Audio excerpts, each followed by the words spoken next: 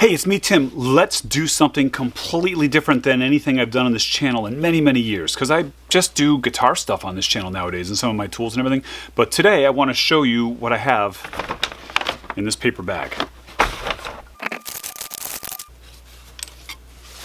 I come from a long line of handy DIY MFers, and this is a little jewelry box that someone in my family made a gazillion years ago. It's been around. I mean, I remember this as a child, and it's been around so long that, like, we don't even remember which crazy uncle with which crazy workshop made this thing. But it's just this little jewelry box. It's, completely made of just some local pine because, like my sort of non-wealthy, handy AF ancestors weren't going to go buying Cocobolo or nothing.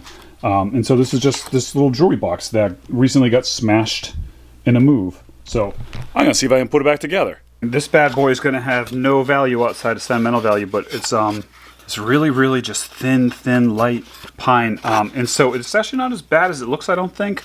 So the drawers are all still in good shape. This is the top, which, we have this little bit of damage here in the corner, and you see it's coming right apart there. So we're going to have to, there's a little bit of a brace missing there. We got this crack through the grain, so we're going to have to reinforce that. So that's going to go there. Yeah, like that. So I'm guessing those are the feet. Yeah, we'll figure it out. Let's start with this top. This repair is pretty straightforward, so I'll tell you a little bit about my family while you watch. Or you can just hit the mute button. I didn't know my grandparents very well. My parents decided that my sister and I would be better off without their influences. And from their childhood stories, they were probably right. My great-grandparents were gone before I was around, but they sounded like some pretty remarkable people. While my contact was limited, DNA is strong. I have a lot in common with my ancestors, some of the good and the bad. I'm working on fixing the bad.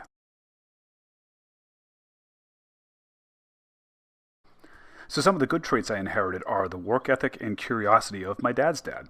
He drove the T in Boston his whole life, which is a secure middle-class government job. But he was also a tinkerer and upcycler with constant side hustles.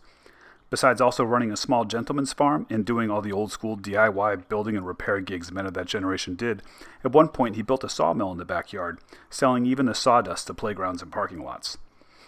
When he was working for the MTA, all the old wind-up station clocks got switched out for modern electric clocks. One day my grandfather went to work and saw a pile of these old clocks smashed and thrown away. He took several of them home and repaired them. I have his, and my sister has the one that he gave my dad. These clocks are estimated to be worth many thousands of dollars. Clocks and train history are deeply linked, and so you can Google that if you're curious. I also grew up with a child-sized secretary desk made from some old sugar crates, but you'd never know it was repurposed wood if I didn't tell you. It was made by my great-grandfather for my grandfather when he was a child. That guy sounded like a real character. He was a stubborn old Yankee who did everything himself, and he might be the one who built this jewelry box, but we're not really sure. It might even be older than him. On my mom's side, her dad was a Finnish carpenter. I still actually use a lot of his old tools, like some of my hand planes and some other stuff were his. I had a full set of his old molding chisels that I gave to a friend of mine who would actually restore and use them. Sometimes I think about how he would react to my CNC router that automatically does things in seconds that would take him an hour. I don't think he would take that's not real woodworking stance. I think he'd jump at the opportunity to make his work faster and more efficient. My great-grandfather was also a Finnish carpenter and very entrepreneurial. His tool chest is my coffee table. You can see it here. Back in the day before websites and Yelp reviews, a craftsman's toolbox was their resume. Like a violin maker's toolbox would house all their intricate little tools and probably feature purfling and inlays and elegant curves, whereas a frontier coffin maker's might be a simple pine box for a hammer and a saw. Search Studley Toolbox if you want to see one of the most amazing examples of a custom toolbox. But so my great-grandfather, he did trim work, so of course his toolbox is full of miters and moldings showcasing this work. The interior pieces are long gone, but I'm sure they were just basic boxes to hold his relatively simple tools. So yeah, I grew up in a house full of these types of things, like this little jewelry box, just as part of the fabric of my life. Before they retired, my mom and dad were suit and office types. We're so much different, you would find it nearly impossible to imagine that I'm their son. But the truth is, while they walk a much straighter path than I, as parents they instinctively knew to give me the space to forge my own. Even though they didn't understand it, they were and are terrific parents. With weekday office jobs, my parents bought an antique house and restored it basically themselves on the weekends. They also inherited that DIY ethic, but primarily to save money. I think they'd rather call a repairman or me to do this stuff rather than themselves. I spent a lot of my childhood learning new words, helping my dad restore this old home, hunting through antique stores for period-specific fixtures and handles, repairing things instead of replacing them, etc. My mom can secondhand and discount shop her way to a home that is fitting of a magazine cover for pennies on the dollar. What an eye, it's amazing. I still have this kitchen table that goes back generations down the family line too. By the time my mom had it, it was covered in paint, and so she painstakingly stripped and refinished the whole thing herself. We use it for decades in several homes, and it still gets passed around and used. Their careers and lives brought them 1,000 miles away, but they just recently moved back to spend their golden years closer to their grandchildren. They sold the house furnished to downsize, but kept the important things, like the clocks, the sugar crate desk, and this jewelry box that got smashed in the move. Oh, I'm going to go give it back to them now. Okay, here we go. You ready? Yeah. If I can open the box. Maybe I shouldn't have. Yeah, you made it a little difficult. Okay, we're working. You tell me when. Go ahead. Oh my God, you put it back together. Oh my God, it was all in shambles. Oh, Timothy. Oh, look at this. Oh, look at this. It's gorgeous. Oh my God, you preserved our history. So, who made it again? Do we know? No, we don't know. We don't remember? It's probably going to be a great grandfather of yours. Yeah. And, so we've had it, since your grandfather passed it on down. Yeah.